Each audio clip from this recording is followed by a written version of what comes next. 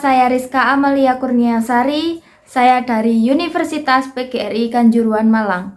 Saya dari Fakultas Bahasa dan Sastra, Prodi Pendidikan Bahasa dan Sastra Indonesia. Di sini saya akan membacakan materi tentang peran generasi muda untuk mempertahankan wawasan kebangsaan.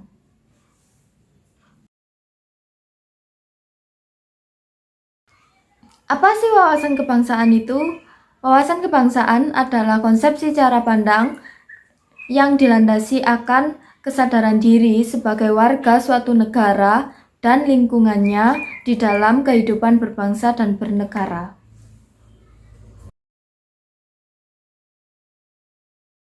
Apa sih contoh-contoh wawasan kebangsaan? Contoh-contoh wawasan kebangsaan yaitu 1. Mau bersikap rasional dan dinamis dalam berpikir serta berpandang sebagai seorang intelektual. 2. Memanfaatkan ilmu pengetahuan, seni, dan teknologi dalam kepentingan bermasyarakat, berbangsa, dan bernegara. 3. Ikut aktif dalam menciptakan kerukunan antar umat beragama, suku, atau budaya dalam bermasyarakat. 4. Mendukung segala upaya yang dilakukan dalam mewujudkan suatu keadilan sosial dalam bermasyarakat. Faktor-faktor yang mempengaruhi wawasan kebangsaan yaitu 1. Pendidikan. Dalam sistem pendidikan, kita belajar tentang sejarah bangsa, nilai-nilai budaya, dan pentingnya persatuan. Dan kita juga diajarkan untuk menghargai keragaman dan pluralitas yang ada dalam masyarakat. 2. Sejarah bangsa. Sejarah bangsa adalah kisah tentang penderitaan, perjuangan, dan kebangkitan yang telah membentuk karakter bangsa kita. 3. Budaya dan identitas.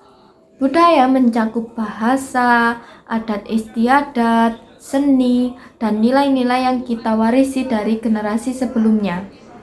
Memahami dan merayakan budaya kita adalah cara untuk menghargai kekayaan warisan yang kita miliki sebagai bangsa. 4. Peran pemerintah. Pemerintah memainkan peran penting dalam membentuk wawasan kebangsaan melalui kebijakan dan program-program pendidikan. Pemerintah juga memiliki tanggung jawab untuk mempromosikan nilai-nilai kebangsaan yang positif dan mendukung kerjasama antar warga negara. Contoh penerapan wawasan kebangsaan ada 5, yaitu 1. Mengikuti perayaan Hari Kemerdekaan. Setiap tahun, warga negara merayakan Hari Kemerdekaan dengan mengibarkan bendera, menyanyikan lagu kebangsaan, dan berpartisipasi dalam berbagai acara, seperti mengikuti lomba-lomba 17 Agustus. 2. Partisipasi dalam pemilu. Warga negara yang memiliki wawasan kebangsaan yang kuat akan aktif dalam pemilihan umum, memiliki pemimpin yang dianggap mampu memajukan negara dan mewakili kepentingan masyarakat. 3. Menghormati lambang negara. Menghormati bendera dan simbol-simbol negara seperti Garuda Pancasila adalah contoh lain dari penerapannya. Ini bisa terlihat saat upacara bendera di sekolah atau ketika bendera dikibarkan secara resmi. 4. Memelihara budaya lokal. Memahami dan merawat tradisi budaya lokal seperti tarian, musik, dan seni rupa adalah cara lain untuk menerapkan wawasan kebangsaan. 5. Pendidikan sejarah yang baik. Sekolah-sekolah yang memberikan pendidikan sejarah yang baik membantu siswa memahami sejarah perjuangan bangsa dan nilai-nilai yang membentuk negara mereka. Peran generasi muda untuk mempertahankan wawasan kebangsaan. Contoh yang saya ambil yaitu budaya lokal. Budaya lokal yang terjadi di Malang yaitu kesenian bantengan. Kesenian bantengan adalah sebuah tarian Jawa yang meniru hewan banteng. Kesenian ini berkembang di Mojokerto, Malang, dan Batu. Bantengan merupakan pengembangan dari kesenian kebo-keboan Ponorogan yang ada di Ponorogo. Bantengan biasanya ditutup oleh kain warna hitam bertepi merah seperti penadon pakaian adat Ponorogo. Bantengan yang berkembang di Mojokerto, Malang, dan Batu kini merambah juga dilestarikan di Jombang, yang berbatasan dengan Mojokerto hingga Kediri. Perkembangan kesenian bantengan mayoritas berada di masyarakat, pedesaan atau wilayah pinggiran kota. Permainan kesenian bantengan dimainkan oleh dua orang yang berperan sebagai kaki depan sekaligus pemegang kepala bantengan dan pengontrol tari bantengan, serta kaki belakang juga berperan sebagai ekor bantengan. Kostum bantengan biasanya terbuat dari kain hitam dan topeng yang berbentuk kepala banteng yang terbuat dari kayu serta tanduk asli kerbau atau banteng, adapun yang dibuat replika tanduk dari kayu. Bantengan ini selalu diiringi oleh sekelompok orang yang memainkan musik khas bantengan dengan alat musik berupa gong, kendang, dan lain-lain. Kesenian ini dimainkan oleh dua orang laki-laki. Satu di bagian depan sebagai kepalanya, satu di bagian belakang sebagai ekornya. Dan biasanya lelaki bagian depan akan kesurupan dan orang yang di belakangnya akan mengikuti setiap gerakannya.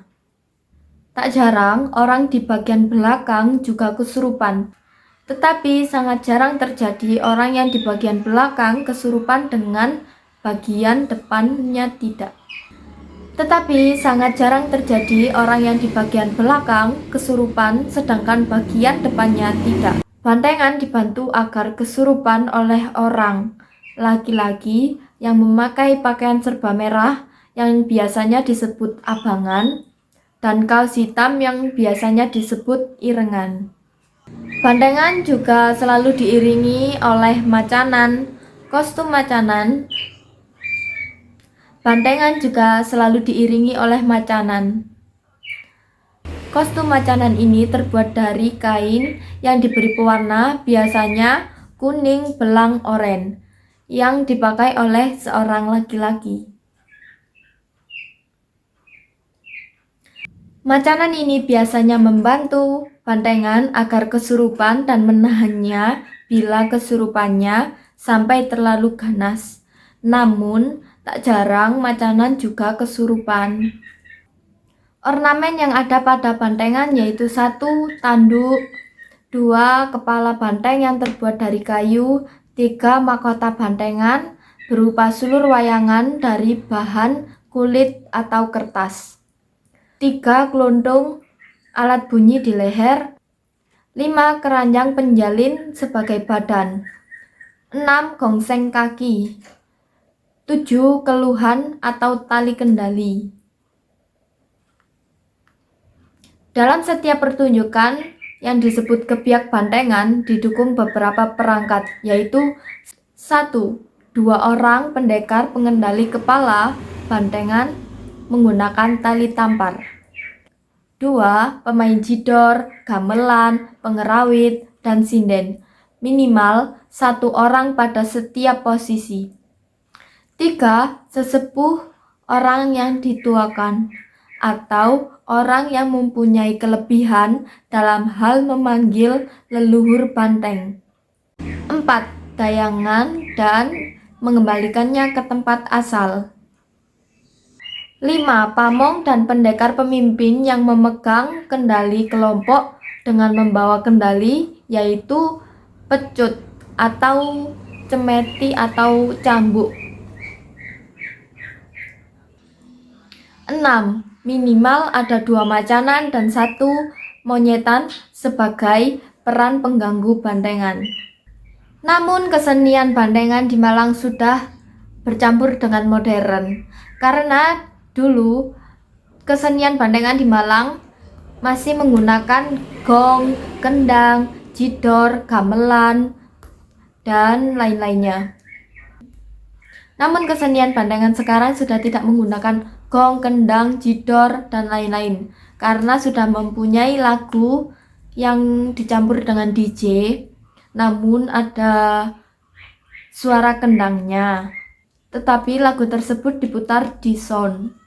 Jadi kesenian Bandengan sekarang sudah tidak membawa kendang, jidor, dan lain-lain, namun hanya menggunakan sound saja. Tetapi kesenian Bandengan sekarang sangat digandrungi oleh anak kecil, remaja, dewasa, ibu-ibu, bahkan ada mbah-mbah juga yang melihatnya. Karena kesenian Bandengan sekarang lagunya sangat enak-enak dan juga sangat update. Jadi para penonton yang melihatnya ingin berjoget bersama, menyawer, atau mengganggu Bandengan tersebut. Di sini saya akan memperlihatkan kesenian Bandengan di tahun 2020 dan 2024. Di situ terdapat banyak sekali perbedaan, namun tetap digandrungi oleh orang-orang.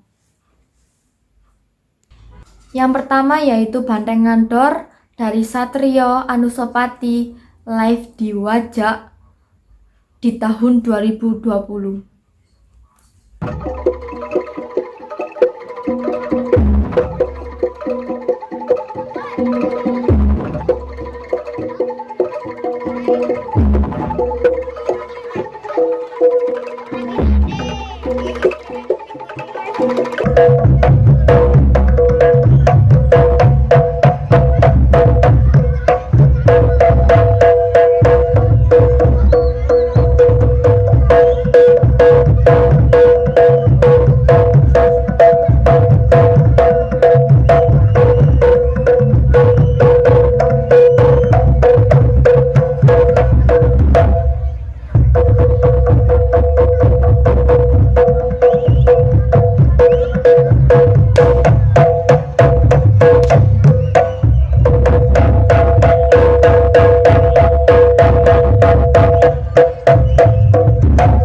Kedua yaitu Bandengan Putra Bakasura yang live di Kepanjen di tahun 2024.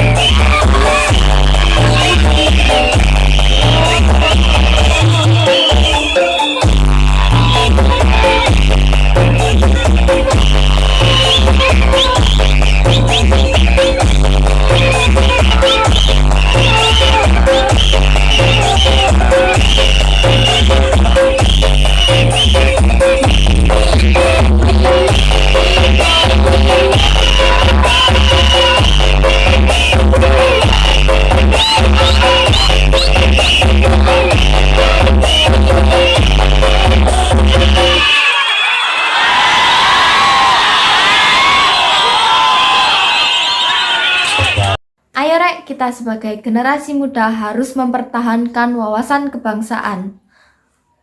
Sekian materi kita kali ini tentang wawasan kebudayaan dari aspek budaya lokal yang berada di Malang, yaitu kesenian Bandengan. Sekian dari saya, terima kasih. Sampai jumpa.